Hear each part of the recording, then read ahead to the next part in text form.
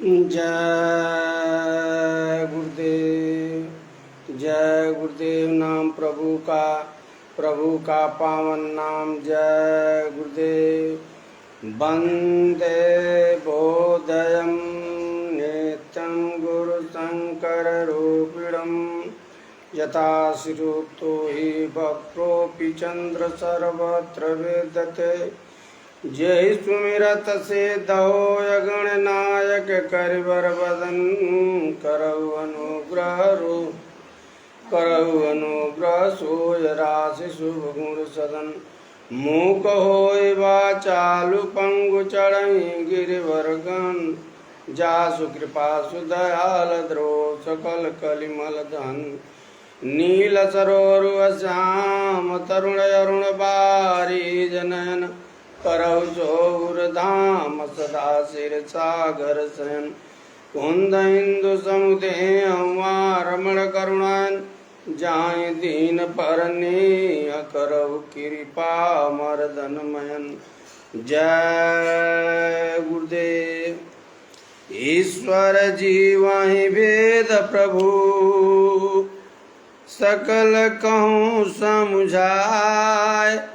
जाते हो चरण रति शोक मोह भ्रम जाय।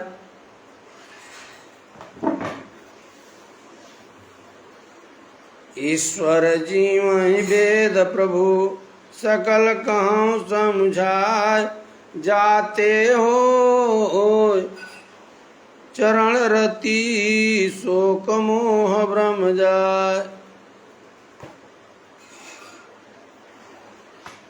प्रभु समझा रहे हैं कि ईश्वर जीवहि भेद प्रभु। यह जो है कि ईश्वर और जीव के बीच का जो भेद है वो क्या है।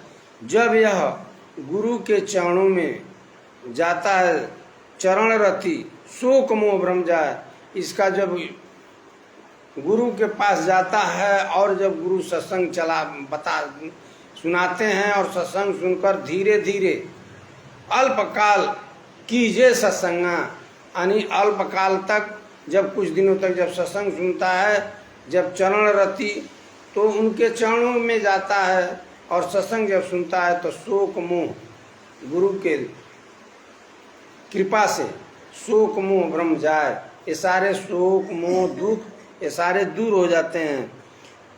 तो जीव कैसे भूमि परत जिनि ढाबर पानी।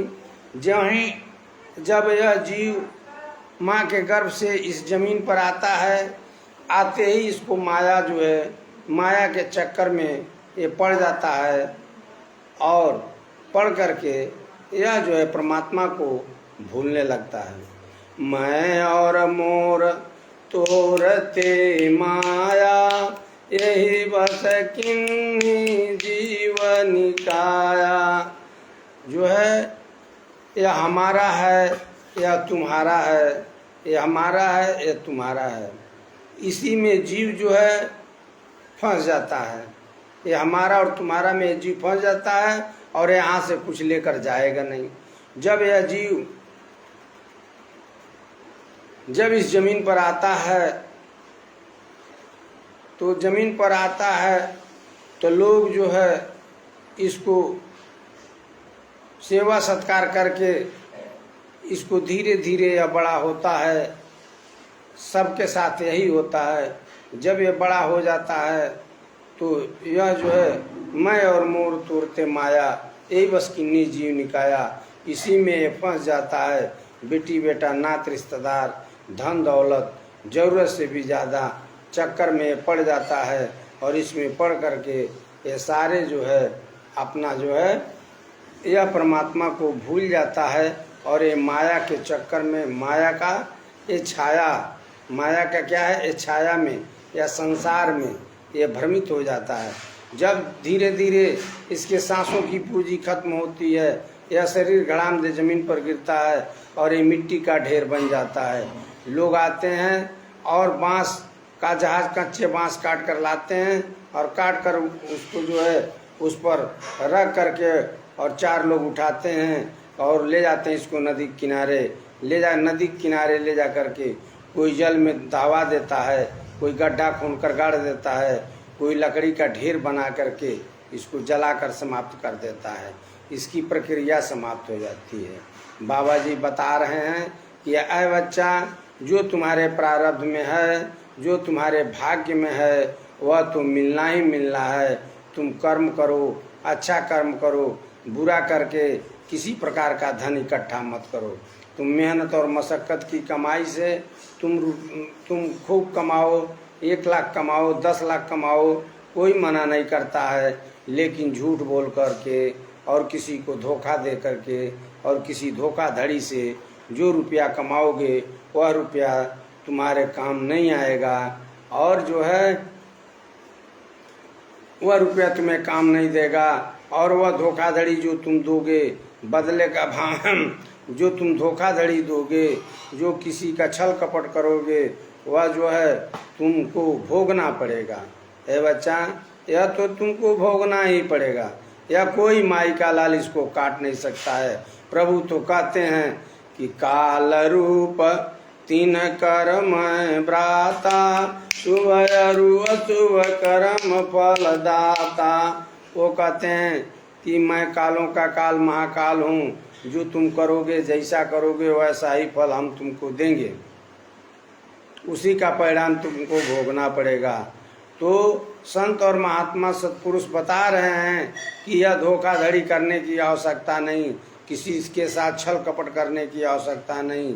एक यह सराय है, यहाँ पर आकर हम टिके हैं, और यह अपना देश नहीं है। इस देश से हमें निकल करके वह अपने धाम को जाना ही होगा, और जो तुम्हारे प्रारब्ध में है वह तुमको मिलेगा, चाहे तुम किसी को धोखा दो या न दो।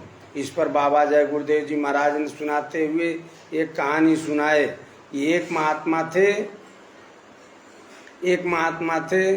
एक गांव गए, और गांव में जब गए तो लोगों ने पूछा, महात्मा जी कैसे आपका आना हुआ, आगमन हुआ? तो बाबा महात्मा ने बताया कि मैं आया हूँ, सबका लेखा जोखा हिसाब करने वाला मैं हूँ, और मैं सबका लेखा जोखा और हिसाब करूँगा। तब लोगों ने पूछा, महाराज तब कर लीजिए, आप बताइए कैसा हिसाब आपको करना है? कहे, मैं जो तुम गृहस्थी करते हो उसमें हम तुम्हारा कितना तुमको देना है और कितना तुमसे लेना है, वही हिसाब हमको करना है। कहे, महाराज तब आप बताइए हमको कितना मिलेगा? तो किसी को बताए कि तुमको 10 मन मिलेगा, किसी को बताए 30 मन मिलेगा, किसी को 40 मन, किसी को 60 मन, किसी को 80 मन महात्मा बताए। उसमें से एक व्यक्ति था, उसने पूछा हमको कितना मिलेगा? उसको कहे तुमको 12 मन मिलेगा। तो वो कहा कि अच्छा ठीक है। कहे कि देखो, जब हम खरियानी लेने आएंगे, तुमसे जब लेने आएंगे तो हम तुमसे इसी के हिसाब से लेंगे। तो जब फसल कट गई, फसल कटने के बाद महात्मा जो आए, और महात्मा आए, सभी लोगों ने जुटा और कहा, हाँ महात्मा जी, आपने जितना हमको बताया था उतना ही हमको मिला।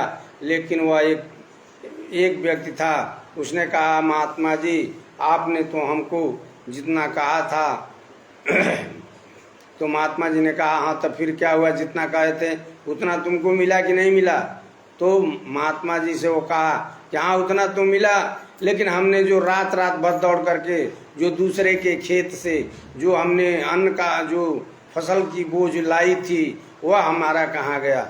महात्मा जी ने कहा, है बच्चा, जो तुम रात भर ढो करके तुम ला करके अपने गले में रखता था, वह मेरे पैरों की छाला देख लो।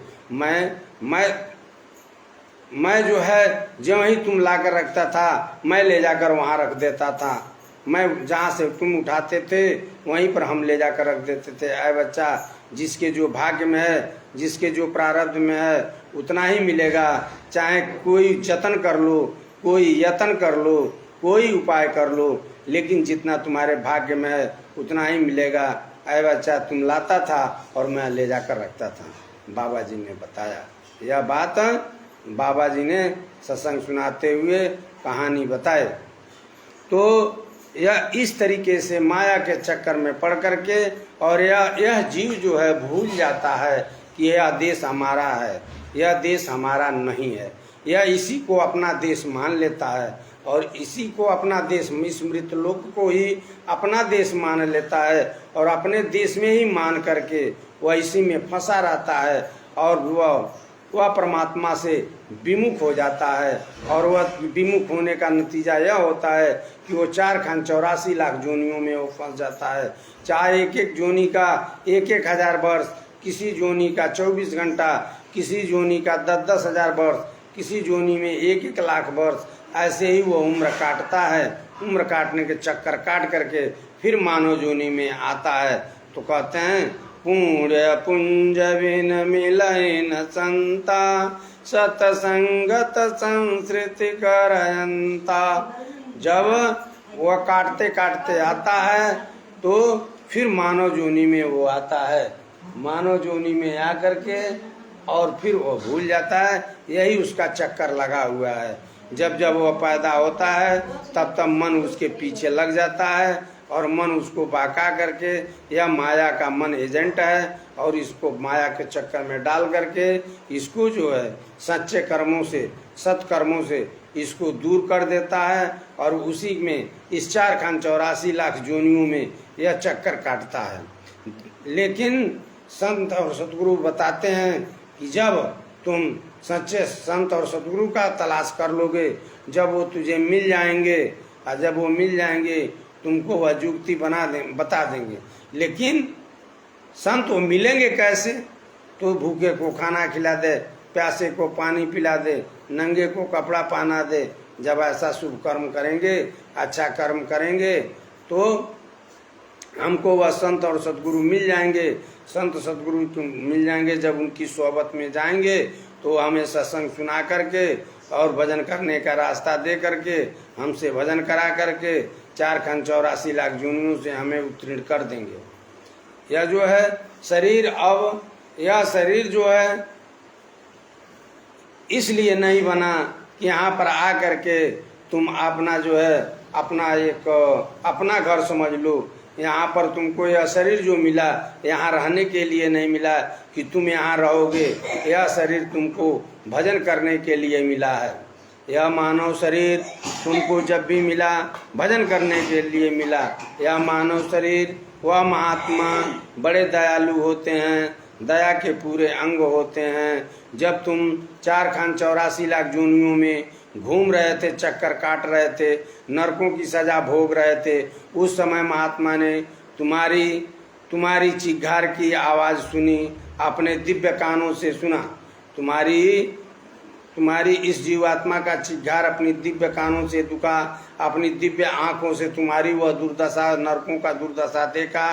तब इसने यह उस परमात्मा से प्रार्थना किया कि हे परमात्मा, इस जीव को इस दुख से निकालो और निकाल करके मानव जोनी में भेजो और मैं भी मानव जोनी में रहूँगा और इसको भजन करने का रास्ता बताऊँगा।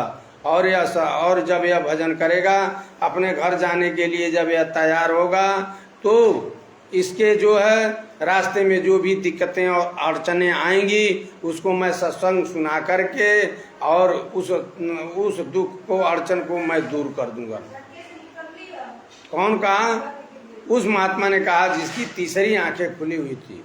उसने जो है ऐसा, तो हमारे पास उतना पुण्य नहीं था, हमारे पास और आपके पास उतना पुण्य नहीं था कि हम मानव जोनी में आ सकें। लेकिन वह दयालु महात्मा हैं, दया के पूरे अंग हैं, ताकि उन्होंने दया करके अपने जो है कि अपने प्रार्थना करके, और हमारे पास उतना पुण्य नहीं था, हमारे कर्मों का लेखा जोखा नहीं लिया गया, हमारे और आपके कर्मों का लेखा जोखा नहीं लिया गया और उस परमात्मा ने महात्मा के कहने पर बिना लेखा और जोखा लिए हमको मानव जीवन में भेज दिया।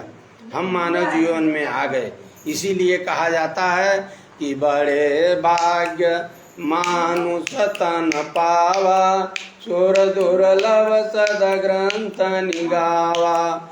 ये बड़े भाग्य से मानव शरीर मिला। इसीलिए कहा जाता है, क्यों कि इसी शरीर से उस परमात्मा को पाया जा सकता है, बाकी किसी योनि में, किसी शरीर में उस परमात्मा को पाने का कहीं रास्ता नहीं है।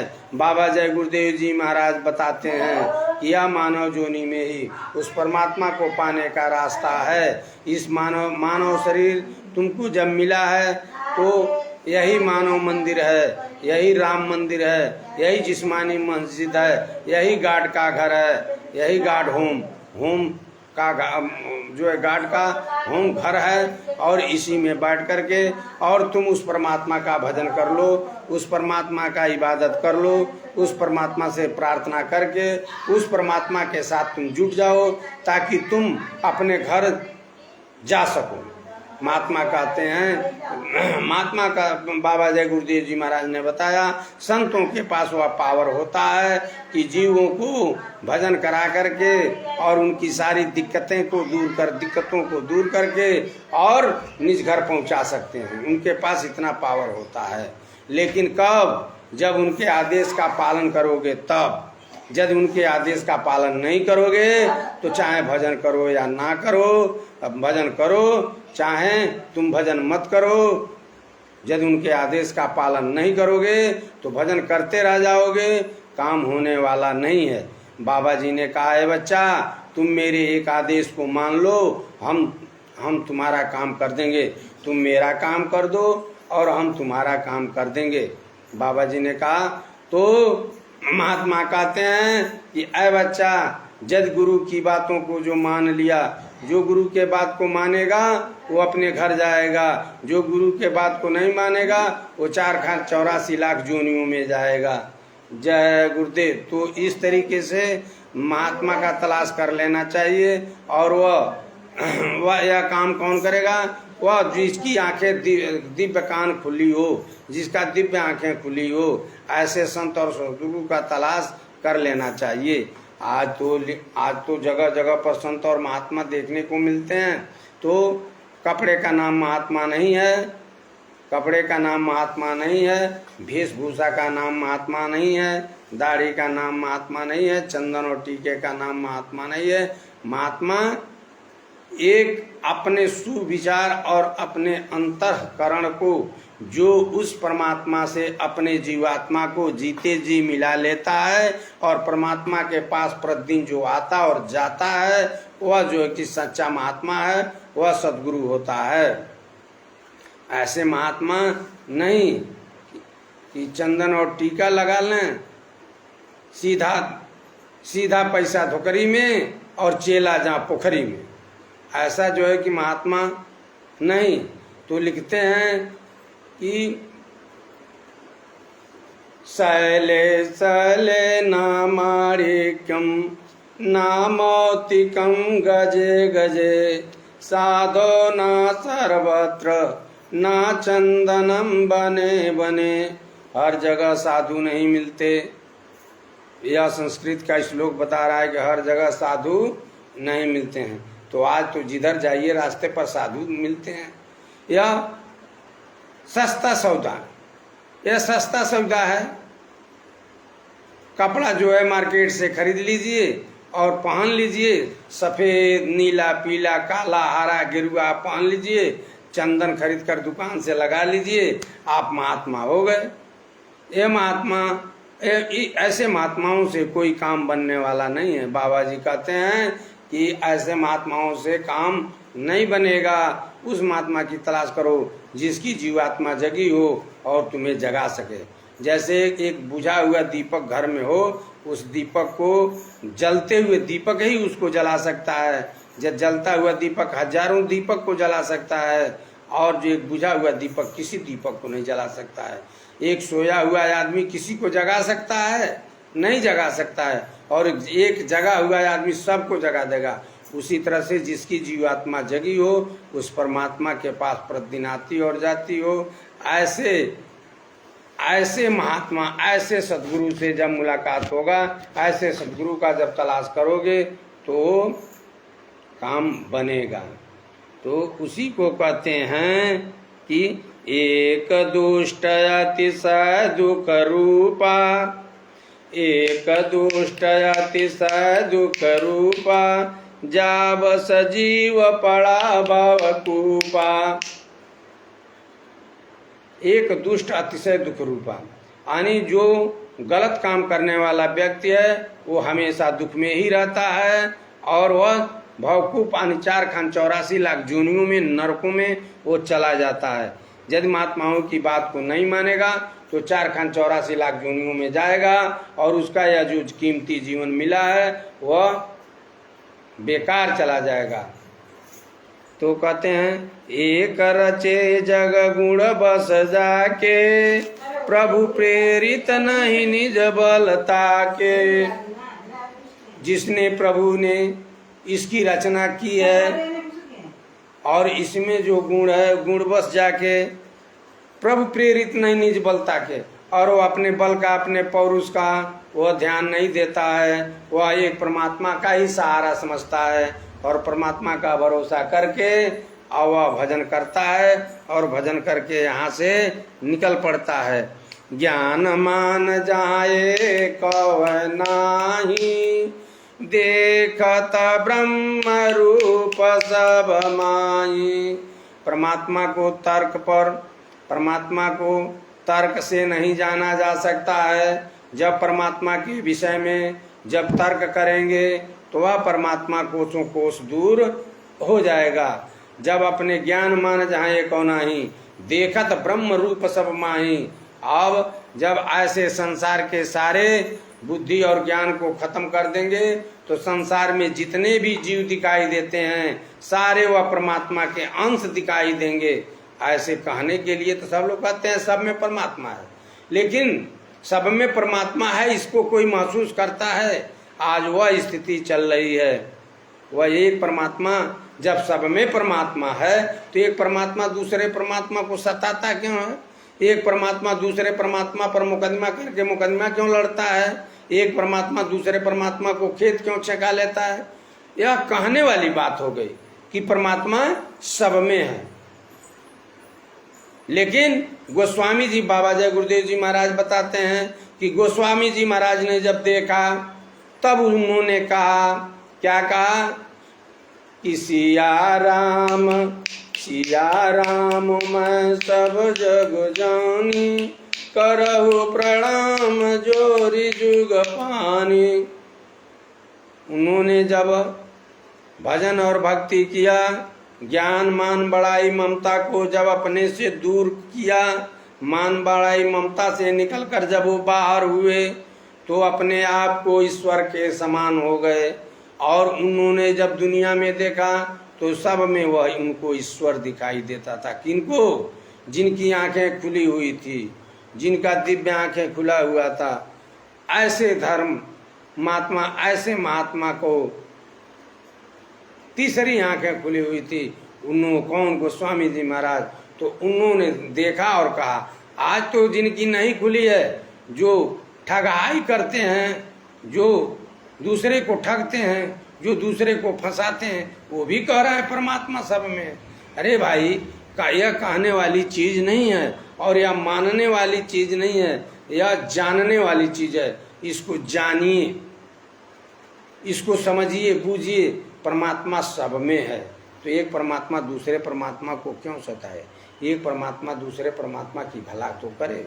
तैसवर अंश जीव अविनाशी, चेतन अमल सहज सुख राशि। ईश्वर का अंश सब में है और सब ईश्वर के रूप हैं। जब यह जब भजन किया जाएगा और जब पूजा और पाठ भजन करके, जब नेक दिल हो करके जब हम भजन करेंगे तो उस समुद्र में हम समा जाएंगे, उसमें लय हो जाएंगे, तो हम एक ईश्वर का रूप हो जाएंगे। हम एक ईश्वर के अंश हैं, एक बूंद हैं। अभी एक हम बूंद हैं। जब उनका दर्शन और दीदार होगा, जब उसमें लय हो जाएंगे, तो जब जो लय हो जाता है तो ईश्वर के समान हो जाता है। ईश्वर जैसा ताकतवर हो जाता है, उसकी पास ईश्वर जैसी शक्तियां हो जाती हैं। तो इस साधना में महात्मा ऐसे बताते हैं। तो सुमिरन भजन ध्यान सुबह उठ करके 4 बजे 1 घंटा बाबा जय गुरुदेव जी महाराज ने जो नाम बताया है, और सभी लोगों को कहा जा रहा है कि जो अपने अपने गुरु के द्वारा, जो भी लोग हों, उनके गुरु ने जो भी नाम भजन का रास्ता बताया है, उस तरीके से सुमिरन भजन ध्यान सुबह उठ करके 4 बजे उठ करके सुबह में ब्रह्म बेला में उठ करके और 1 घंटा शांति पूर्वक बैठ करके सुमिरन भजन ध्यान करें। आगे ऐसी मुसीबत आ रही है, आगे ऐसा समय आ रहा है जिसमें लाशों पर लाशों का होगा नजारा, सुनते तो जाओ संदेशा हमारा। गली गली हमने पर्चे बंटवाए, गली गली हमने पर्चे बंटवाए, जगह जगह हमने जलसे रचाए। गली गली दिल में दर्द है तुम्हारा हमारे, सुनते तो जाओ संदेशा हमारा, सुनते तो जाओ प्यारे संदेशा हमारा। सभी लोग अपने अपने गुरु का जयकार बोलेंगे। तो कैसे बोलेंगे? जय गुरुदेव ही तो कहेंगे। जय गुरुदेव नाम प्रभु का गीता में सर्वप्रथम ही लिखा जा रहा है, अखंड मंडलाकारम व्याप्तम जैन चराचरम। यही कहा जा रहा है ना, यानी परमात्मा अखंड मंडलाकारम, गुरु क्या है? अखंड मंडलाकारम व्याप्तम जैन चराचरम। वह जो है चराचरम, वह एक परमात्मा अखंड मंडलाकारम गुरु। तस्मै श्री गुरुवे नमः। यानी गुरु हर धार्मिक किताबों में, वेद और पुराणों में सर्वप्रथम गुरु की ही चर्चा की गई है। जो गुरु चाहेगा वही गुरु होगा, गुरु के खिलाफ कुछ भी होने वाला नहीं है। इसलिए कबीर साहब लिखते हैं कि गुरु गोविंद दो खड़े, काको लागू पाय, बलिहारी गुरु आपनो गोविंदियो बताए।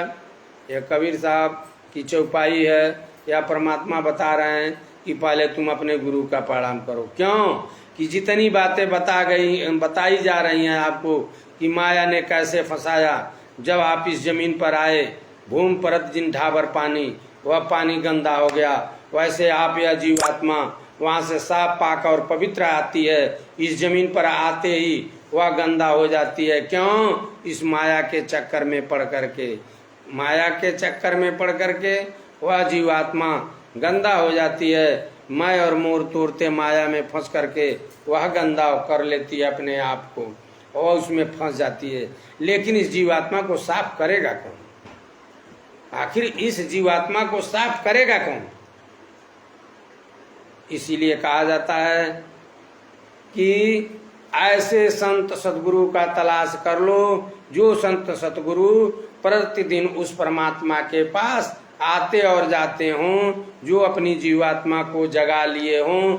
ऐसे संत सतपुरुष का तलाश करके उनके शरण में चले जाओ और उनसे नाम ले करके तुम भजन करो, और जो भी तुम्हें दिक्कतें आएंगी वह सत्संग सुना करके सारी दिक्कतों को वह दूर कर देंगे। जब उनके सत्संग को सुनोगे तो सारी दिक्कतें दूर हो जाएंगी। इसी को गोस्वामी जी महाराज लिखते हैं कि बिन सत्संग विवेक न होई, राम कृपा बिन सुलभ न सोई।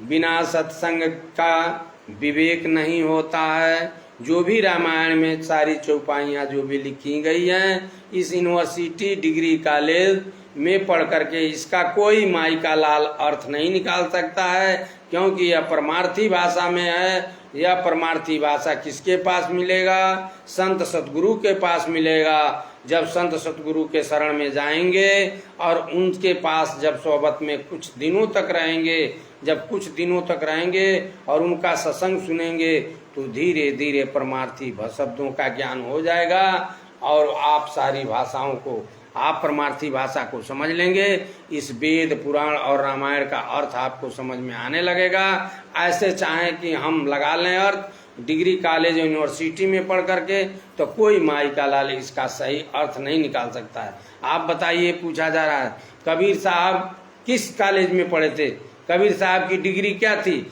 लेकिन बड़े बड़े डिग्री होल्डरों का उन्होंने कलम तोड़ जवाब दिया। उन्होंने कहा कि सब कोई कहे कागज की लेखी, मैं तो कहूँ अखियन की देखी।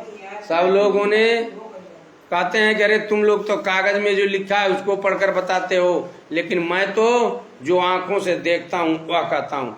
इसी को गोस्वामी जी महाराज कहते हैं, चितवत पंथ रहूं दिन राती, अब मोहि देखी जुड़ावन चाहती। उन्होंने कहा जब मैंने संत मत पर चला और जब संतों का सेवा किया और जब उनके सोहबत में गए, जब हमने उस जो है कि संयम से रहा, तो हमको वह दिखाई देता है, वो सारी चीजें हमको दिखाई देता है। कौन का? गोस्वामी जी महाराज कहते हैं जिनकी तीसरी आंखें खुल गई, जिनकी दिव्य आंखें खुल गई। यही बात तो बाबा जय गुरुदेव जी महाराज बताते हैं। बाबा जय गुरुदेव जी महाराज कोई नई बात थोड़ी बताते हैं। अरे तुम नहीं मानते हो, बेहोश आदमी को होश में लाने के लिए, बेहोश आदमी को होश में लाते हैं, वही तो महात्मा है। जैसे बात बताता हूँ, पहले आदमी बेहोश होता है तब शराब पीता है। शराब पीकर कोई बेहोश नहीं होता। यदि वो होश में होता तो शराब नहीं पीता, यदि होश में होता तो गांजा नहीं पीता, यदि होश में रहेगा तो वो चरस अफीम नहीं खाएगा। बेहोश होता है तब वो शराब पीता है। पहले क्या होता है? बेहोश होता है आदमी, पहले बेहोश होता है तब वो शराब पीता है। शराब एक बहुत खराब चीज है। क्या कहते हैं कि सूर सरी जल कृत बारुणी जाना, कबहू न संत करहिते पाना। शराब कैसे बनता है? गर्म पानी को गर्म करके उसमें सामान को, सामग्री को डाल करके और उसको डिस्टिक वाटर करके, वही तो शराब बनता है। उसमें तरह तरह का भांग, धतूर, जो भी नशीले पदार्थ को उसको डाल करके और उसमें शराब बनाया जाता है। लेकिन एक गोस्वामी जी महाराज किस तरीके से लिख रहे हैं, सुरसर जलकृत बारुणी जाना, कबहू न संत करे थे। सुरसर यानी सरजू जी का पानी, गंगा जी का पानी क्यों न हो, लेकिन यदि संत जान जाएंगे इसको, इससे यदि यह बना है, तो उसको कभी पान नहीं पिएंगे, कभी उसको शराब को नहीं पिएंगे, कभी उस पानी को नहीं पिएंगे। पानी तो है जरूर, लेकिन उसको नहीं लेंगे, क्योंकि वो नशीला है। शराब पी करके माँ बहनों का पहचान, बच्चियों का पहचान आंखों से खत्म कर देगा। घर में जाएगा, भांजी का, भतीजी का बाँ पकड़ करके खींच देगा और खींच कर कहेगा तुम भी औरत हो, तुम भी तो औरत हो।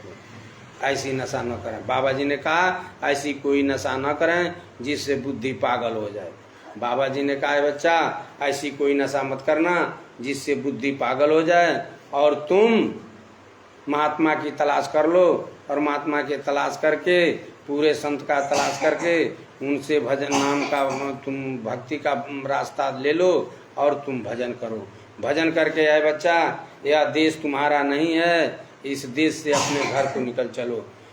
धाम अपने चलो भाई, धाम अपने चलो भाई, पराए देश क्यों रहना। धाम अपने चलो भाई, पराए देश क्यों रहना। काम अपना करो जाई, पराए काम क्यों फंसना। यहाँ पर 60 साल 70 साल मेहनत करके जो भी ईंट गारा जो भी तुम जुटाओगे, खेती बाड़ी दुकान दफ्तर या कोई तुम्हारे काम नहीं आएगा, यहीं छोड़कर चले जाओगे। जब कोई जाता है यहाँ से, क्या कोई एक ईंट या कोई 2-4 डिसमिल का दस्तावेज उनको दे देता है कि भाई पापा पिताजी बड़ी मेहनत किए हैं, इनको दे दो, ये लेकर जाएं? नहीं देता है। क्यों? कि किसी ने उनको नहीं दिया तो भला किसी को क्यों देंगे। यहाँ से यहाँ जो जहाँ का सामान है वहीं छोड़ देना पड़ेगा जाते समय। तुमसे जबरदस्ती या काल भगवान जिसका यह देश है वह जबरदस्ती तुमसे वह सामान रखवा लेगा। जो यह मिट्टी की शरीर तुम देख रहे हो, ये मिट्टी का शरीर भी तुमसे यहीं रखवा दिया जाएगा, ये भी तुम्हारे साथ नहीं जाएगा। केवल अंदर जो ईश्वर का अंश जीवात्मा बैठी हुई है वही केवल जाएगी। वो भी जब तुम भजन करोगे तो अपने घर को पहुंच जाएगी। जब भजन कर नहीं करोगे तो इसमें से निकाल करके 4 खान 84 लाख जोनियों में डाल दिया जाएगा। आए बच्चा, इससे बचने के लिए एक ही उपाय है कि तुम सुमिरन भजन ध्यान करो। आगे समय बहुत खराब आ रहा है, लाशों पर लाशों का होगा नजारा, सुनते तो जाओ संदेशा हमारा। ये कौन कहा? बाबा जय गुरुदेव जी ने महाराज ने कहा। बाबा जय गुरुदेव जी महाराज ने 1969 में कहा है, बच्चा तुम यहाँ से कानपुर में यहाँ से तुम चिड़िया की तरह से उड़ जाओ। अब तुम 1971 में बाबा जी ने कहा तुम 70 में यहाँ से तुम चिड़िया की तरह से निकल जाओ। अब युद्ध होने वाला है, अब युद्ध होगा। पूर्वी पाकिस्तान खत्म। किसने कहा? उस महात्मा ने कहा जिसकी दिव्य आंखें खुली हुई थी। वह महात्मा ने कहा पूर्वी पाकिस्तान खत्म। उन्होंने पूर्वी पाकिस्तान 1971 में युद्ध हुआ और पूर्वी पाकिस्तान खत्म हो गया। वो जय बंगला बंगला बन गया। अब उसके बाद बाबा जय गुरुदेव जी महाराज ने कहा, अरे बच्चा अब कुछ दिनों तक युद्ध नहीं होगा, कुछ दिनों के बाद एक भयंकर युद्ध होगा जो पूरे विश्व में कोहराम मच जाएगा, जो पूरे विश्व में मानव में कोहराम मचेगा और सारे मानव खून का प्यासा होंगे और उसमें जान बचाना होगा भारी। उसमें अपनी अपनी जान को बचाना भारी पड़ेगा। सभी देश आपस में लड़ जाएंगे, जिसमें पाकिस्तान भी भारत पर हमला करेगा। और जब पाकिस्तान हारने लगेगा तो चीन के द्वारा दिया हुआ कीटाणु बम हिंदुस्तान पर छोड़े, इस भारत पर छोड़ेगा। और भारत में जो भी मांस लाठियों में टांग करके और हर जगह बाजार में जो मांस टांग करके बेचे जाते हैं, जो चमड़े टांग कर उतार करके जो मांस टंगा होता है, उस पर वह कीटाणु हमला करेंगे और उस मांस को जो खाएगा वह मरने लगेगा, वह मरने लगेंगे। बाबा किसने कहा? बाबा जय गुरुदेव जी महाराज ने कहा। जिसने भविष्य की बातों को जानता है, जिनकी तीसरी आंखें खुली हुई थी, जिनकी दिव्य आंखें खुली हुई थी, उन्होंने इस बात को चेतावनी दिया, हमको और आपको समझाया, हमारे और आपके हक की बात बताया। आए मेरे भाइयों और बंधुओं, ये बाबा जय गुरुदेव जी की बातों पर यकीन और विश्वास कर लीजिए, नहीं तो आगे समय खराब आ रहा है, जान नहीं बचेगा और जो है कि यह व्यर्थ में जीवन चला जाएगा। यह जीवन किसी काम में नहीं आएगा। काम में लाना है तो आप उस संत और सदगुरु के शरणों में जा करके और उनसे जो है नाम का रास्ता लेकर के, बार बार आपको बताया जा रहा है, उनसे नाम का भजन का रास्ता लेकर के नाम लेकर भजन करके अपना काम बना लीजिए। बाबा जी ने कहा कि हम आए वही देश से जहाँ तुम्हारो धाम, घर तुझको पहुँचाओना एक हमारो काम। बाबा जय गुरुदेव जी महाराज ने कहा कि हमारा एक ही काम है कि हम आए हैं उसी देश से, जो तुम्हारा देश है वो वही मेरा देश है। मैं उस देश से आया हूँ और तुमको घर ले जाने के लिए मैं आया हूँ। ऐ बच्चा मेरी बात को मान लो और जो है तुम सुमिरन भजन ध्यान कर लो और करके मेरे साथ निकल चलो। आगे से बाबा जी ने क्या कहा, जब वो कीटाणु खाएंगे और ये मरने लगेंगे। लेकिन बाबा जी ने कहा अपने आंचल को फेंक दिया, अपनी पगड़ी को उतार कर फेंक दिया, और बाबा जी ने ठोंकते हुए कहा, अरे बच्चा पहचान लो इस फकीर को। उस समय पूरब से पश्चिम की तरफ ऐसी आंधी बहेगी जिसमें हाथियां उड़ती हुई नजर आएंगी, पेड़ जंगलों के पेड़ उड़ते हुए नजर आएंगे, और यह सारे उड़ करके पाकिस्तान में चले जाएंगे और पाकिस्तान का नामो निशान मिट जाएगा, और मुट्ठी भर लोग चीन में बचेंगे। जो भारत में शुद्ध शाकाहारी होंगे वह बचेंगे, और वह जाकर के चीन का देखभाल और रक्षा और सुरक्षा करेंगे। इसी वाणी के साथ हम अपने को विराम देते हैं, और एक थोड़ा सा प्रार्थना कर लिया जाए। जय गुरुदेव। गुरुदेव तुम्हारे दर्शन को, गुरुदेव तुम्हारे दर्शन को, एक दरस भिखारी आया है।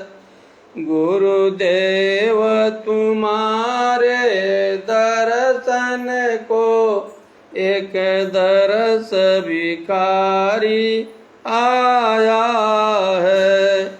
दो नैन कटोरा में आंसू भर भेंट चढ़ाने आया है।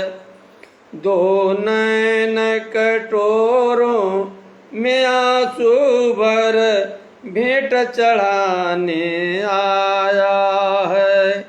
तुम मुझ में बसो मैं तुझ में बसूं, पूर्ण होए अभिलाषा।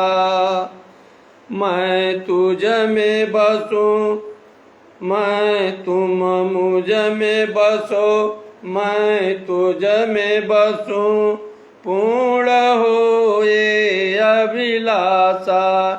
तेरी शक्ति अनंत अपार गुरु, तेरी शक्ति अनंत अपार गुरु।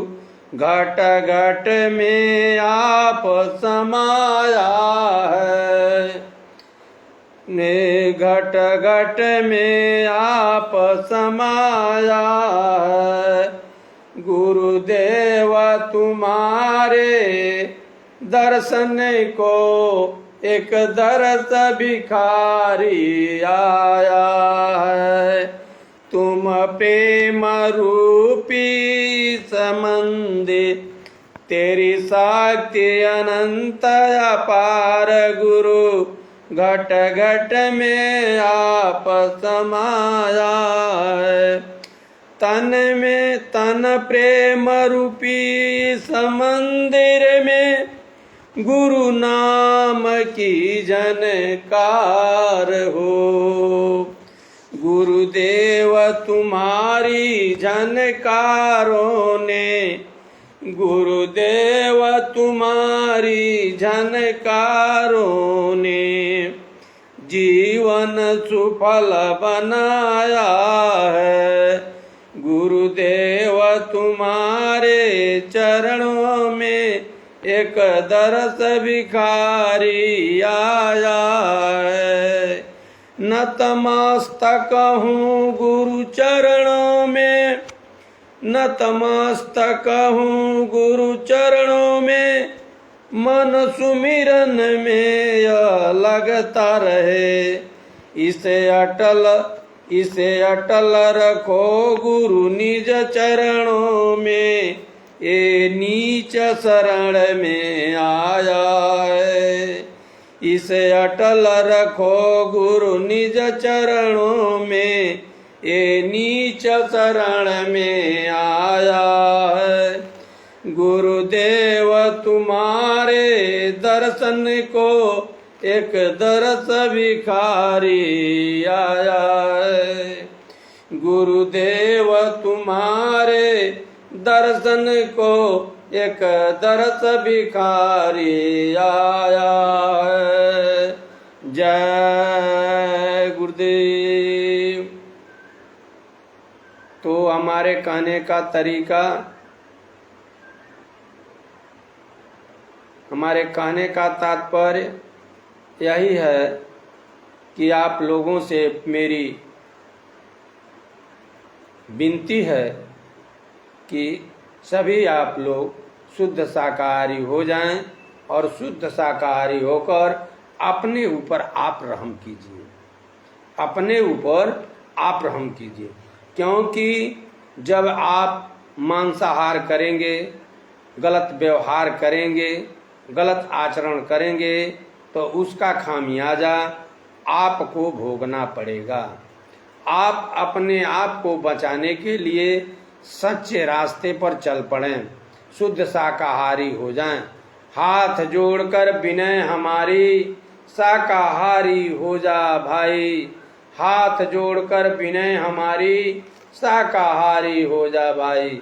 बाबा जी ने किसी हिंदू को नहीं कहा, किसी मुसलमान को नहीं कहा, किसी सिख और ईसाई को नहीं कहा, वो समस्त पूरे मानव जाति को, जो अपने आप को इंसान कहलाने का अधिकार रखता है, जो अपने आप को मानव कहलाने का अधिकारी रखता है, उसको बाबा जी ने ये कहा कि बाबा जी का कहना है शाकाहारी रहना है।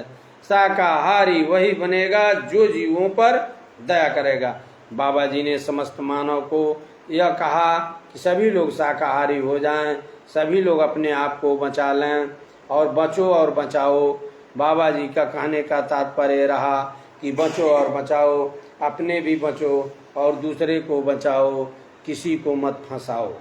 जय गुरुदेव, जय गुरुदेव। अब कल फिर इसी समय को सत्संग होगा। आप लोगों और हमारा भी बड़े अहोभाग्य है, दुर्भाग्य, बहुत अहोभाग्य मिला हुआ है यह मानव शरीर कि इस घोर कलयुग में ऐसे परम संत बाबा जय गुरुदेव जी महाराज मिले और हम लोगों को भजन करने का रास्ता बताए। और हम लोग जब भजन करने का रास्ता बताए, जब बाबा जी ने जिस इरादे से हमको और आपको भजन करने का रास्ता बताया, उस इरादे को टूटने न दें और समय से सुमिरन भजन ध्यान करें बाबा जी का। बाबा जी ने बड़े इरादा पक्का रख करके यह सोचा और समझा होगा कि इस बच्चे को, यह बच्चा आया हुआ है मेरे पास, जब मैं इसको भजन का रास्ता बताऊंगा तो ये भजन करेगा और अपने भी निकल जाएगा और लोगों को भी निकाल देगा और बचाएगा। तो बाबा जी ने नाम इसलिए नहीं दिया, बाबा जी ने तकलीफ इसलिए नहीं उठाया कि तुम नाम लेकर के और तुम सही न रहो और भजन न करो। बाबा जी ने इसलिए नहीं तकलीफ उठाया, बाबा जी ने इसलिए तकलीफ उठाया कि तुम सुमिरन भजन ध्यान करोगे और कम से कम 100 लोगों को बचाओगे। बाबा जी ने इसलिए आपको भजन करने का रास्ता दिया कि तुम भजन करके एक भजनानंदी कम से कम उस समय आपातकाल में 100 लोगों को बचाने की क्षमता रखेगा। तो कैसे बचाया जाएगा? जब हम किसी को उसके पास जा कर के और अपना छाप उसके ऊपर नहीं छोड़ेंगे, उसको शाकाहारी होने का प्रेरित नहीं करेंगे, उसको नहीं बताएंगे, तो शाकाहारी कैसे होगा और वो कैसे बचेगा? वो तो अनजान है, वो तो अनजान है, वह तो सदगुरु के विषय में जानता नहीं, वह तो उस पर लोग को अपने लोग के विषय में जानता नहीं, वह माया के वशीभूत होकर के वह अंधा हो चुका है और वह उसमें फंसा हुआ है। तो हम लोगों जो बाबा जय गुरुदेव जी महाराज के शिष्य हैं, वह बाबा जी ने कहा बच्चा जाओ मेरी बात बच्चों को बता देना और बताकर समझा करके उनको कुछ खिलाकर पिला करके तुम सत्संग में लाओ और सत्संग में ला करके उनको शुद्ध शाकाहारी बना दो ताकि वो अपने भी बचें और अपने बाल बच्चों को भी बचा लें। तो बाबा जी ने इसलिए तकलीफ उठाया।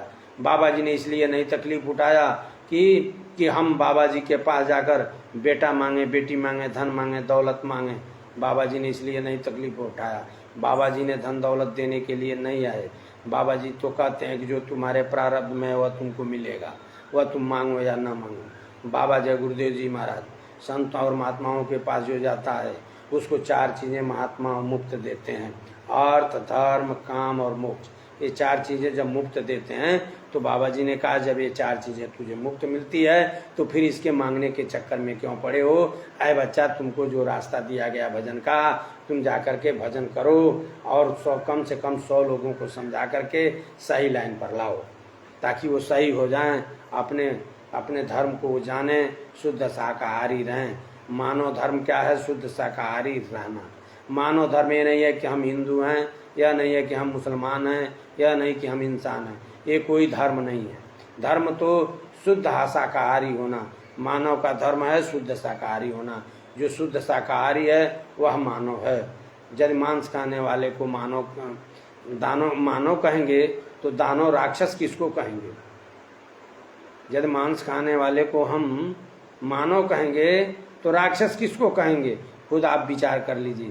तो बाबा जय गुरुदेव जी महाराज हम सत्संगी भाई और बहनों से हाथ जोड़कर विनती करते हैं, हम निवेदन करते हैं कि जो बाबा जी ने जिस इरादे से आपको भजन का रास्ता बताया है, भजन करने का जो रास्ता आपको दिया है, जिस इरादे से बाबा जी ने दिया है, और बड़े सोच समझकर बाबा जी ने आपको नाम दिया है, उस नाम का दुरुपयोग न करें।